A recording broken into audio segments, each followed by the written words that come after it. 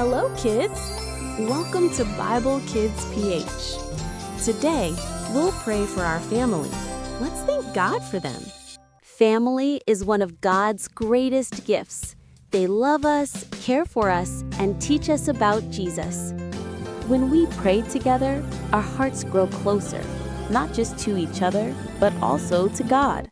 Let's remember this verse.